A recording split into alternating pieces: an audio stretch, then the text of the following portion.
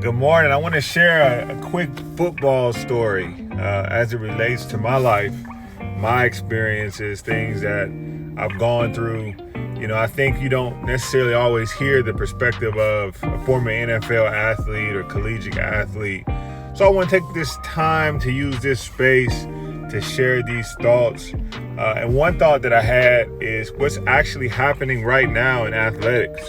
What is happening in collegiate football, to be exact, and that's just player portal. This player portal is this space where guys can jump into this invisible space and end up in this database that allows you to be selected by other universities. It has now become the business of the NFL, because for me, that's what the NFL was. Every year you hire a new set of guys, the very best caliber athletes in the world, and the team makes a selection.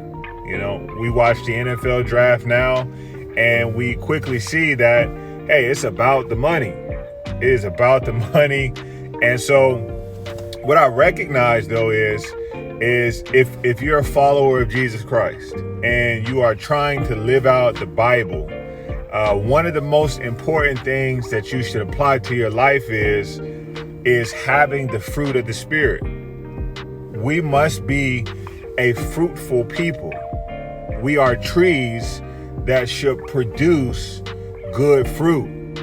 And there are so many scriptures that talk about producing good fruit, not bad fruit, because bad fruit, it doesn't do well for society. People who want to know more about Jesus, they eat bad fruit. They're like, I don't want to know anything about him, because the truth is that when we produce good fruit, it's because we've been planted in good soil.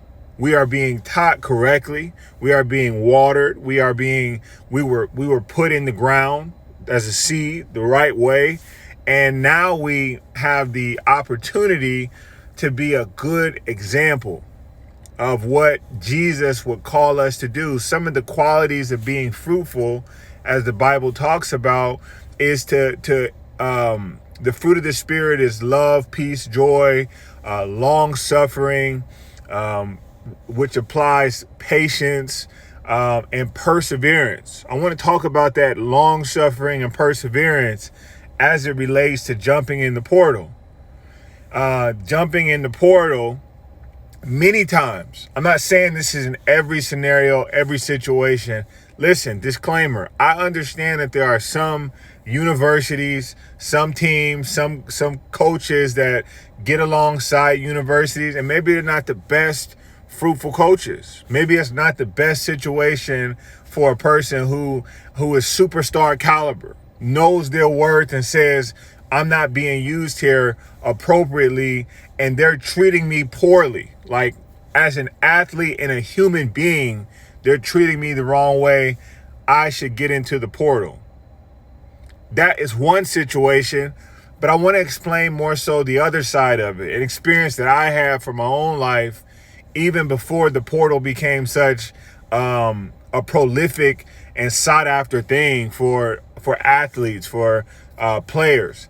When I was in university at Michigan State, my first 3 years, my first year I tore my labrum, so I got redshirted. My second year, I played first 2 games and didn't play much else. I was a late bloomer. Now, I didn't believe that back then. Back then, I was like, man, I should be playing just like all my other guys. Anybody who I came into the class with, I felt I was just as good as, in my head, in my thinking, right? So fast forward, that second year is over, and I didn't play at all. If not, maybe a few reps in the first 3 games, and then I sat out that year, focused on education. Well, I was hurt. I was bitter. I started resenting the coaches and even some of the players that I was working alongside of. My third year, I'm like, all right, this is the year. This is the year I'm going to step up and have an opportunity. Well, I didn't get an opportunity the way I thought I did. Instead, they gave me an opportunity to play in the third down package because, in hindsight, one thing I realized was I didn't understand the playbook very well. I felt like I was a hard worker. I had a high motor. I was powerful. I was, athletic enough to be on the field and produce, make plays. I just needed the experience, the game time experience. But the coaches couldn't trust that. They couldn't trust, okay, he's got all these intangibles, but can we rely on him come game time? Because the game is dependent on wins and losses. The season's dependent on wins and losses. Their job is dependent on wins and losses. So third year goes by, I get an opportunity, and this is the Rose Bowl season. This is like the biggest season of Michigan State history in 2015 or 2013. So I get into it was the Rose Bowl year, and I played maybe 10 games out of the 13 or 14 that we played. I didn't even play in the Rose Bowl. And I was bitter and I was resentful. And I had to work on that area of my life. And so those 3 years of that experience in my life, it taught me something. It taught me how to be humble. It taught me how to be patient. It taught me how to persevere. And it taught me how to seek God even when it doesn't feel like I'm being heard by him. Even when it feels like I'm not being treated the right way. Even when it feels like the odds are against me, will I still seek God? And that's something that I applied to those 3 years. Now, that third year, I thought about leaving. The portal situation wasn't the same as what it once was, but I felt like, all right, if I waited 2 years to get on the field, I can take a year off at another school and get ready to go and have an additional year. So instead of 5 years, I would have 6 years. I thought about it, but then I realized that's not what Jesus would ask me to do. Jesus would ask me to persevere, to gain that fruit so that I can produce that fruit later. To partake of that fruit now in a good way, learning how to not be resentful, not hold grudges, love my brother despite how I feel about the situation, and see the bigger picture that God has a greater purpose for my life. And he did. After that third year, the fourth year I started, it was some ups and downs. I was competing for a job.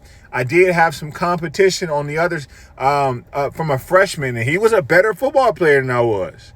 And there were moments that my seniority, my leadership, it allowed me to start that week. But there were some weeks where I didn't do as good as he could have done. And I had to be honest with that. But I wouldn't have been able to do that if I didn't have the season in my life to observe that for myself, to see that, hey, there may be areas of my life that I need to work on for me to improve. I thank God that I have a scholarship to get an education first and foremost. And then beyond that, God, how can you work on my life? And what are you doing? And what's the purpose behind why I have to wait?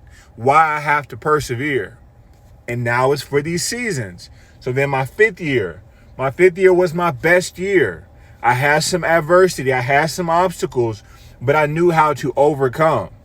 And through overcoming, I was able to go to the NFL. Did I go to the NFL as a first round, second round, third round draft pick? No, I was undrafted, but I knew how to persevere. And so in that fruit of perseverance that I gained, I had become successful in the NFL. Started my first 3 years. The last 4 years, I was a highly sought after person because I wasn't someone who gave up. And as a result, I played 7 years in the NFL. Thank God for perseverance. Thank God for the fruit of the Spirit. Thank God for teaching me principles that last a lifetime. If you're an athlete, listen to this. Apply this to your life and think about it. Think about sticking it out despite how you feel, and observe what is Jesus telling you to do. What is he speaking into your heart? And how can he get the glory out of this? Maybe not in the moment, but how can he get the glory later in your life? What can he use it for? And trust the process that he's building a character in you that you need. All right, that's all I have. Peace and love.